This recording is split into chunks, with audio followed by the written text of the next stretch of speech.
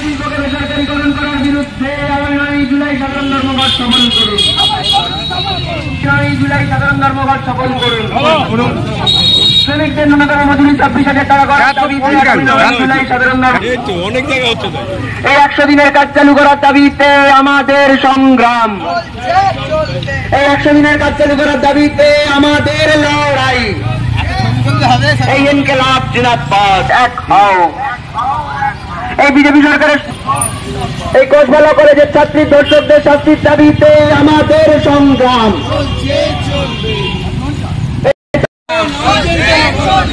এই সারা বাংলা জুড়ে শান্তি সম্প্রীতি রক্ষার দাবিতে আমাদের লড়াই। আগামী 9 জুলাই আন্দোলন বাজারের কোন দোকান খুলবে না। আগামী 9 জুলাই আন্দোলনে গাড়ির চাকা ঘুরছে না, ঘুরবে না। এই স্বপন মহিদুল সুদীপ্ত গুপ্তের খুনিদের শাস্তির দাবিতে আমাদের লড়াই। সমস্ত মানুষ এক হও। বিজেপি সরকারের মানুষ মারা নীতির বিরুদ্ধে সমস্ত মানুষ এক হও। আগামী 9 সফল করুন। আগামী 9 তারিখ সারা ভারতবর্ষে কেন্দ্রীয় ট্রেড ইউনিয়নগুলো, ফেডারেশনগুলো ডাকে এই ধর্মঘটের ডাক দিয়েছে। কেন্দ্রের বিজেপি সরকার তারা শ্রমকোট অর্থাৎ শ্রমিকরা স্বাধীনতার পর থেকে যে অধিকার অর্জন করেছিল সেই অধিকার কেড়ে নিচ্ছে। কেড়ে নিয়ে তারা তাদের মতন মালিকদের হাতে সব ক্ষমতা দিয়ে দিচ্ছে। 8 ঘন্টা কাজ আর থাকবে না, রোজের লড়াই আর থাকবে না। ESIPS গ্র্যাচুইটি এই ধ্বংস করে দিচ্ছে, বন্ধ করে দিচ্ছে। তাই এর বিরুদ্ধে লড়াই।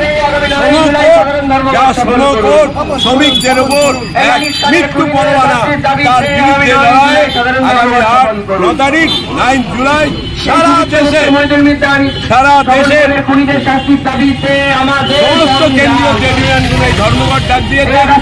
আমরা সেই ধর্মঘটের সমর্থনে বহু জায়গায় এই ছোট ছোট মিছিলের মধ্যে দিয়ে মানুষের কাছে প্রচার করার চেষ্টা করছি। বিজেপি সরকার যেভাবে শ্রমিকদের উপর অত্যাচার নামিয়ে এনেছে তার বিরুদ্ধে লড়াইকে সংগঠিত করার জন্য এই ধর্মঘট সফল করার জন্য সমস্ত মানুষের কাছে আমরা আহ্বান জানাচ্ছি। আপনার নাম? আমার নাম নন্দলাল মুখার্জি, CIT জেলা সম্পাদক।